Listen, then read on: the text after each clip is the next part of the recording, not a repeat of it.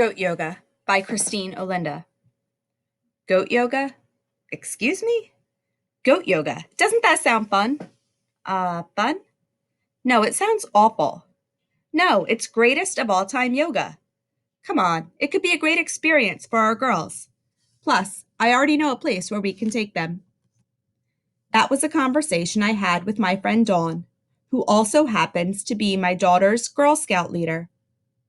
I should also mention that I'm her co-leader, and she often runs ideas before me when we are planning events for our troop. Don't get me wrong, I'm used to her crazy ideas. In fact, I almost always love them. Her last crazy idea involved teaching the girls all about chickens, and in her defense, it was pretty fun.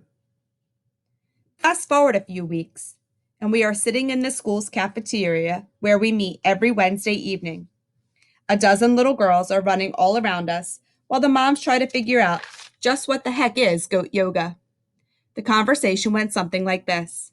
Hey, have you guys ever heard of goat yoga? The moms' eyes go wide. It's silent. And I watch as their eyes dart from one another, waiting for someone to respond. I can see Dawn is drowning. Crimson quietly flows up her neck, and within seconds, she's as red as a tomato. I can't let her suffer any longer. So I speak up. Yeah, it's like regular yoga, but with goats. Dawn found a place that will let us take the girls. Before we do goat yoga, they will teach the girls all about the animals on the farm, and even let them ride the horses there. It sounds like a lot of fun. Now, by this time, a few of the girls have walked over to us and are listening to me talk about the animals.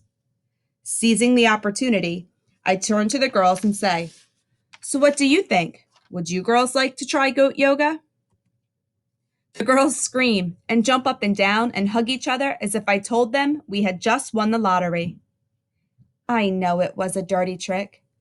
Tell the kids all about goat yoga, get them excited, and then the moms have to say yes. And I know the moms were giving me the stink eye and calling me dirty words in their head. But what I didn't know was that I was agreeing to, and even leading, a group of girls into a very dirty and stinky goat yoga day. We arrived at the farm early that Saturday morning in old clothes. The owner cheerfully greeted us as she led us over to a fenced-in area filled with goats, pigs, ducks, and chickens. As she lectured the girls about animal safety and how important it was to be quiet and move slowly, the biggest goat in the yard quietly crept up behind her.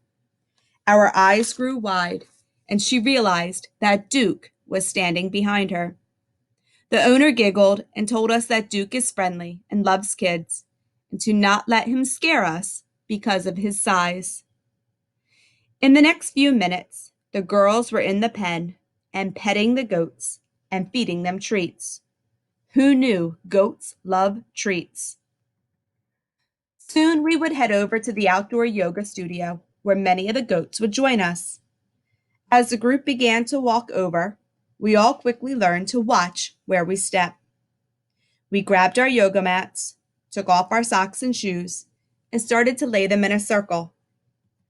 The instructor began doing poses for the girls, and the girls joined in, quietly doing the stretches with the sound of the birds chirping in the background.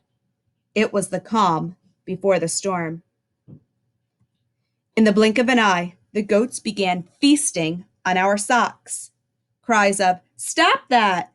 and "Mom, help me! The big one is eating my socks!" sounded in the yard. Stunned, moms watched in horror and fascination as their girls wrestled half-eaten socks from the goats' mouths. During the height of the sock eating, several goats decided to participate in the yoga session and stood on the mats, which had been carefully laid in a circle.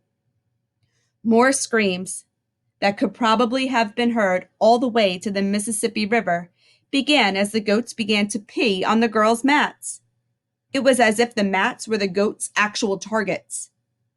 The yoga instructor carried on teaching her routine as a dozen little girls ran around, wrestling the socks from the hungry mouths of goats, while desperately trying to avoid the giant yellow puddles. and by now it was complete chaos.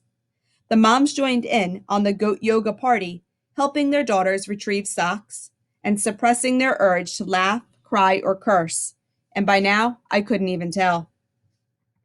I spent more time that day avoiding the goats during goat yoga than actually doing any yoga. And we learned a few very valuable lessons. Number one, goats love snacks, so bring a lot of them. Number two, bring socks to goat yoga that you're okay with being eaten. Number three, avoiding yellow puddles is nearly impossible. And number four, and most importantly, goat yoga does not mean greatest of all time yoga.